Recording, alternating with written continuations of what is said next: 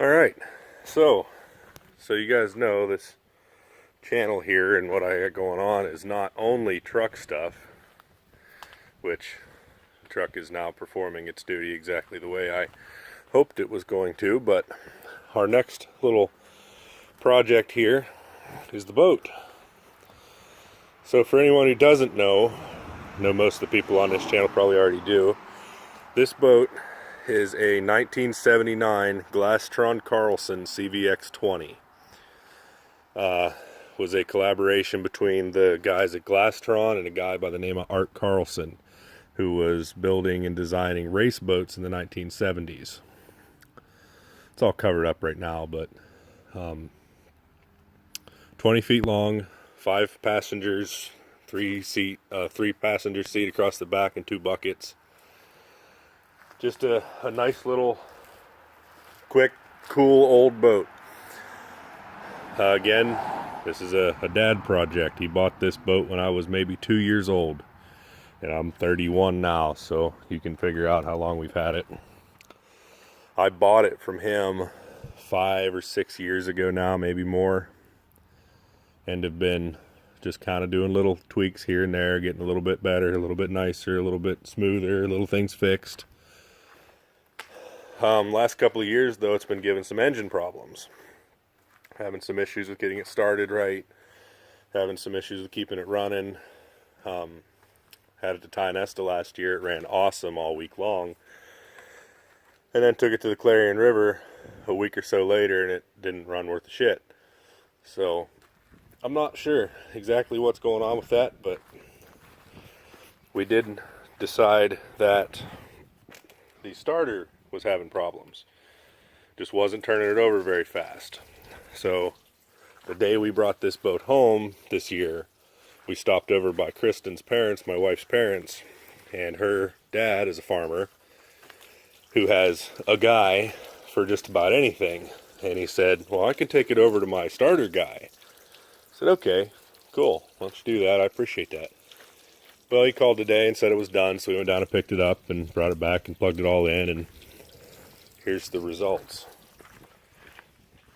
This boat used to take about 40 seconds of turning it over and choking it and messing with it just to get it to run, but right now, bump the starter, fires right up.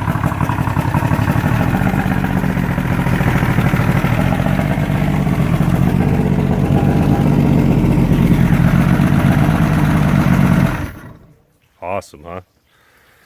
Just turns right over, fires right up. I ordered new spark plugs for it. I got the original type spark plugs. The last few years I've been running these NGK-Rs, which, I mean, they're supposedly interchangeable, but I'm just not sold that that's actually the case. There's a tag in here somewhere. I don't know where it is, right here. Champion spark plug, Champion UL77V.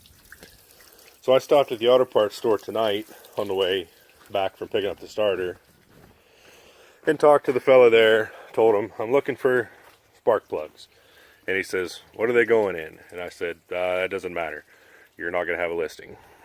And I told him what it was, and he goes, yeah, I have a listing for that spark plug, but I can't get them.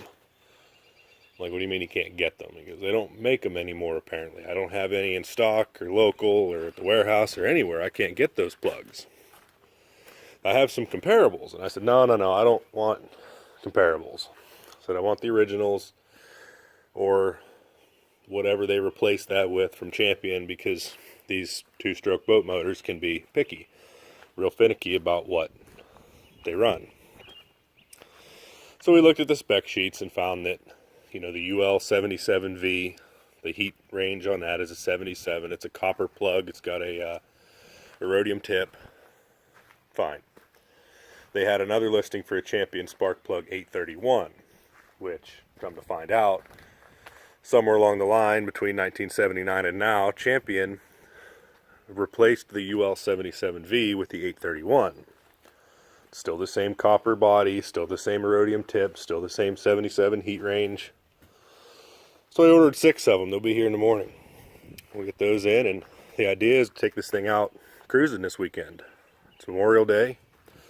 Every year that I've owned this boat, I've never failed to have it in the water, running and cruising on Memorial Day. So I'm going to get that going again this year. Little update on the truck. Still running good. A little miscue, I guess, with the way I put this thing back together. That dual exhaust system that I bought, you can see it's in the bed of the truck. Reason being, this Y pipe right here is, when you put it back on and when it's all installed, that Y pipe sits right there on the axle, like directly above that axle. So whenever the suspension flexes, it actually moves enough that it'll hit that brake line.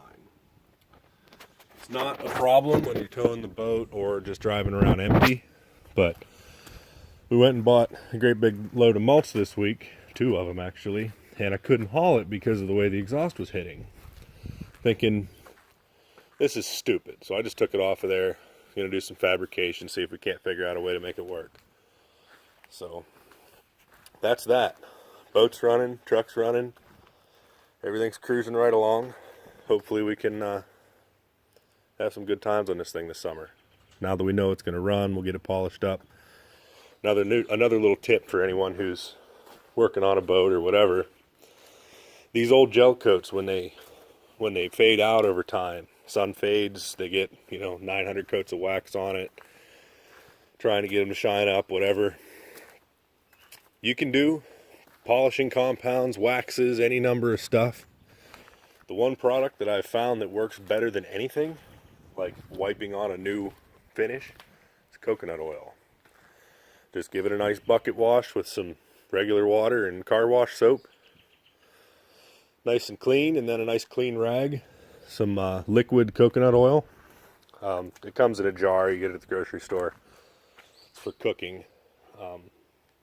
Leave it sit out in the sun until it's nice and liquid. Wipe it on a rag, wipe it on the boat, wipe off all the excess. You got a nice shiny boat again. So anyone who's wondering, coconut oil is the way to go.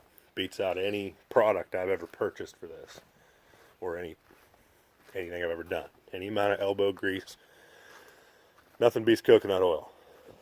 So anyway, that'll do it for this. See you next time.